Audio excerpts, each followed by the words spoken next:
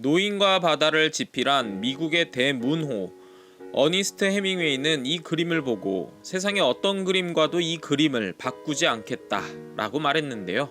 바로 스페인의 화가 호안 미로의 작품 농장입니다.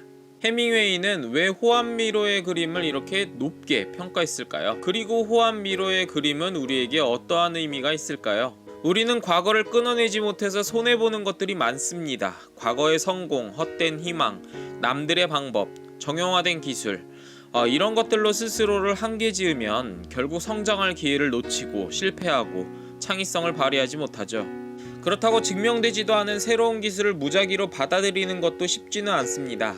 이전의 것을 버리고 새 것을 행하기에는 이도저도 아닌 사람이 될까봐 두려움이 앞서죠. 호안 미로의 그림은 이렇게 과거에 얽매이고 성장이 지체되고 있음에도 불구하고 자신만의 독특함을 잃어버릴까 두려워서 도전하지 못하는 사람들에게 도전적이고 창의적이면서도 자신의 독특함을 가져갈 수 있는 그 방법을 얘기해주는 것 같습니다. 우리는 화가를 소개할 때 흔히 이 사람은 약간 야수파다, 이 사람은 입체파다, 이 사람은 초현실주의자다, 이런 식으로 얘기를 많이 하잖아요. 그런데 호안 미로라는 작가는요, 우리가 특별하게 이 사람은 이 사조를 따르는 사람이다 라고 얘기하기 조금 어렵습니다. 어떨 때 이 화가는 극사실주의이기도 하고요, 야수파적이면서 입체파이기도 합니다. 그러면서 초현실주의의 수장인 브루통으로부터는 가장 초현실주의를 잘 표현한 화가다 이렇게 평가를 받았거든요. 여기에서 조금 신기한 게 많은 평론가들은요, 호안 미로는 자신만의 독특한 화풍을 가지고 있다고 그렇게 이야기를 합니다. 여러 화풍을 자신의 그림에 사용하는 것은 분명히 줏대없는 것이라고 생각할 수 있는데, 그럼에도 불구하고 아이러니하게 자신만의 독특한 화풍을 가지고 있다? 정말 이상한 일이죠. 도대체 어떻게 이런 것들이 가능할 수 있었을까요? 호안 미로는 1893년 스페인 카탈루냐 지방 몬토로이크에서 태어났습니다. 이 카탈루냐 지방은 지중해에 임한 스페인의 항만 도시이기도 한데요. 때문에 타 지방과는 다르게 외부의 영향과 관념을 거리낌 없이 잘 수용하는 그런 지방이었습니다. 호안 미로 또한 이곳에서 자란 덕에 새로운 학문과 문화를 받아들이는데 거리낌이 없었습니다. 미로는 유년 시절 바르셀로나에서 피카소, 가우디 등 이전 세계의 양식에 얽매이지 않는 도전적인 예술가들의 모습을 경험합니다.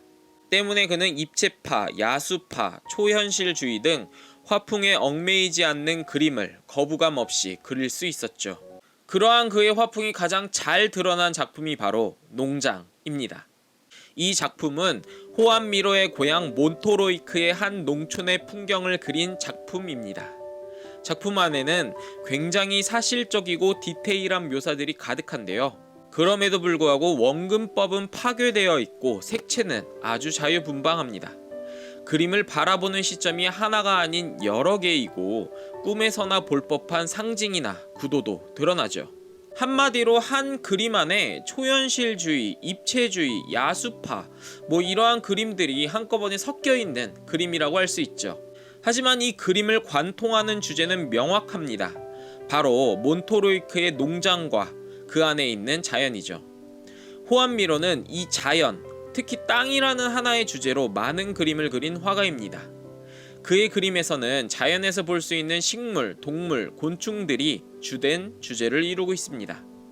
그는 자연의 작은 먼지 하나에도 혼이 들어있다고 생각했고, 이를 어린아이의 눈으로 아무 제약 없이 관찰함으로써 인간의 성장이 일어난다고 믿었습니다.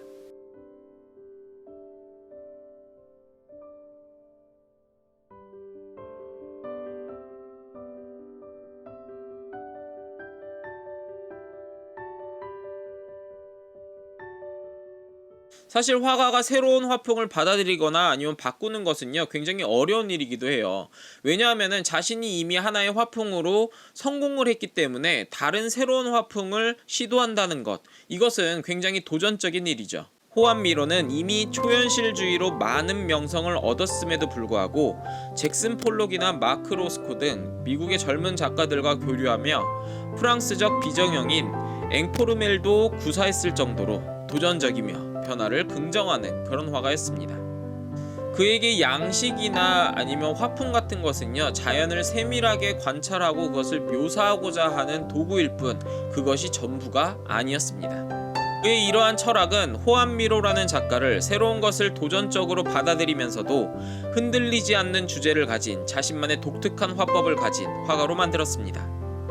자신이 자랐던 그 몬토로이크의 농장을 세밀하게 표현하기 위해서 여러 양식을 가져다 쓴 이 그림, 농장을 보고요, 해밍웨이는 다음과 같이 얘기했습니다.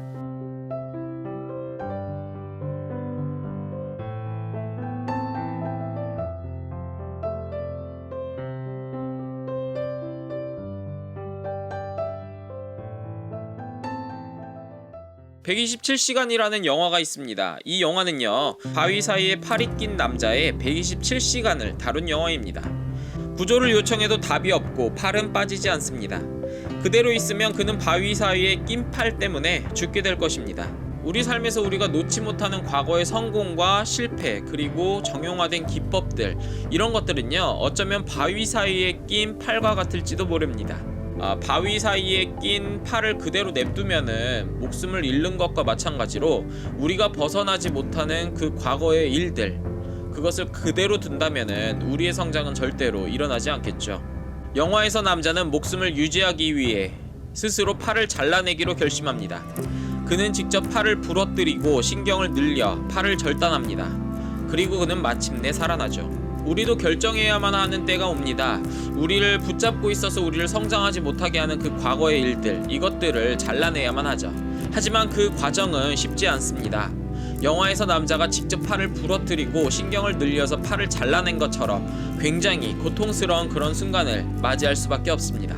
우리는 어쩌면 그 고통을 맞이하기 싫어서 과거의 것을 계속 붙잡고 있는 것일지도 모릅니다.